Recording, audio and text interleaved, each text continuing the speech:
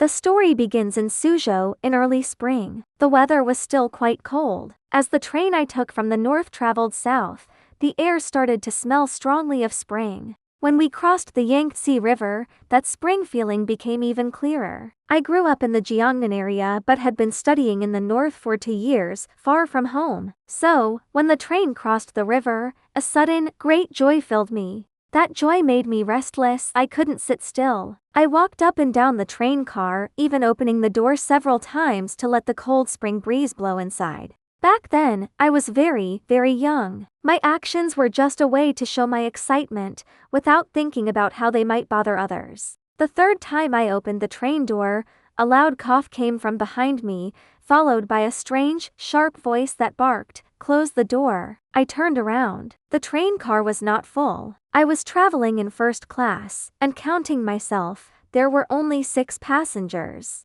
The person coughing was an older man, maybe in his 50s. He wore a robe with fur inside. His sleeves were rolled up, showing nice sable fur, and his wrists had several jade bracelets. Even from far away, I could tell 2 of them were made of beautiful green jade, very rare and special treasures. From his clothes and jewelry, this man was clearly rich. Yet, for reasons I couldn't quite name, the moment I saw him, I felt something strange, almost bad, about how he looked. It was a feeling, hard to explain, but it left a strong, lasting impression. Next to the old man sat a young man in his 20s, staring at me angrily. It was definitely him who had shouted at me. I quickly looked at them, realized my mistake, and gave an apologetic smile. "Sorry about that." The young man just grunted, turned his head, and mumbled a few words to the older man. I thought my apology should have fixed things. Even though the old man's strange feeling made me curious, I was eager to get to Suzhou for my friend's wedding. So, I didn't plan to find out more about who they were. But then, I overheard what the young man said to the older man and I froze. I have a talent for languages, almost like a gift. At that time, I had already learned several foreign languages and could understand or speak a good number of China's local dialects, at least 6 or 7 out of 10. When I say understand, I mean I could follow even more dialects than I could speak. However, the words the young man spoke were very clear to my ears, but I couldn't understand them. They didn't seem to belong to any Chinese dialect. They weren't Mongolian or Tibetan either, languages I had studied enough to recognize. What language was it? Where were these 2 from? My curiosity was strongly sparked. At first, my interest was only about language. I thought, if I got to know them, I might learn a new language. My surprise lasted only a moment. After deciding to talk to them, I walked over and sat across from them, smiling again. "Really? I'm sorry." The old man had stopped coughing and was now staring at me with a strange look, neither friendly nor unfriendly. The young man, however, reacted strongly. "Sir," he said, "please don't sit across from us. Young people's pride is common, and I was no different." I had come to them with a smile, only to be turned away so rudely. My smile became stiff, and I replied, "I'm just trying to apologize." "Didn't you hear me? I said, sir." The young man insisted, "Don't sit across from us." Anger rose inside me, and I stood up quickly, almost wanting to hit him. But when I looked at the other passengers, I saw their disapproving faces. I realized I was wrong and shouldn't make things worse. Without another word, I shrugged and walked away, choosing not to get angry. I purposely chose a seat diagonally across from them. They couldn't object to that, and it gave me a clear view to watch what they did. Since the old man seemed so strange to me, I decided to use the rest of the journey to watch them closely. After sitting down, I leaned back, closed my eyes, and pretended to nap. In truth, my eyes were slightly open, just enough to keep them in sight. The old man and the young man sat still, hardly speaking. When they did say a few words to each other, I still couldn't understand what they said.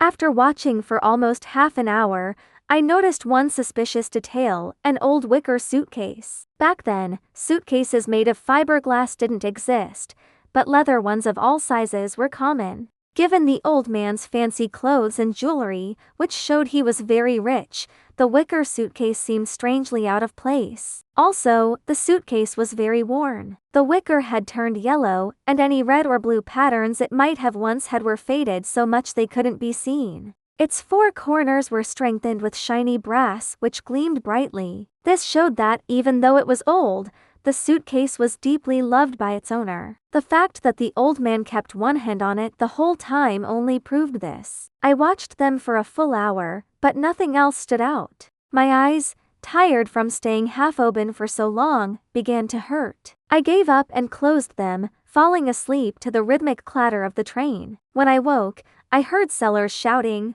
"Meat buns." I knew we had reached Wuxi. Opening my eyes, I saw that the old man and the young man were no longer in their seats across from me. I froze, then leaned towards the window just in time to see their backs as they quickly moved across the platform, disappearing into the crowd. I felt a pang of regret. I hadn't even found out where they were from. If my friend wasn't waiting for me in Suzhou, I would have chased after them. The train stayed at the station for a while before moving on, passing Wangting and Hushuguan.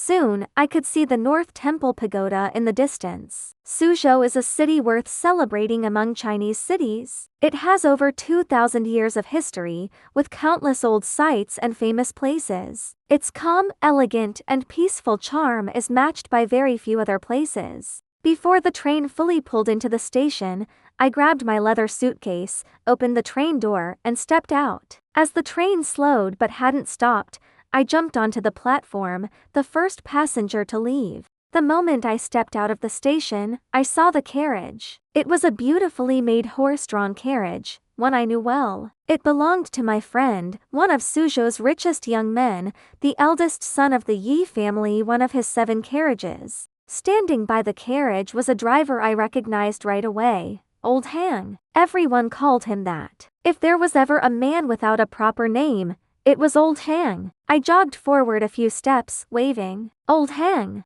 He saw me and hurried over, taking my suitcase and greeting me politely. "Young Master Wei," I asked, "where's your young master? Is he in the carriage?" As I spoke, I raised my voice, calling out, "Jockey, jockey, what are you hiding in there for?" Old Hang's face suddenly looked worried. He waved his hands quickly. "Don't shout, young Master Wei. Don't shout." His strange reaction made me suspicious. I tilted my head and asked, "Why not?" Old Hang gave a nervous laugh. "Our young master, he's busy with something. He couldn't come. It's just me to pick you up." His words surprised me. I was here in Suzhou, and Yi Jockey didn't come to the station to meet me? That was impossible to imagine. We were best friends, and after 2 years apart, every moment of meeting again should have mattered. But I wasn't upset. If Old Hang said Jockey was busy, it must be something important keeping him away. He was about to become a groom, after all. A rich young man like him,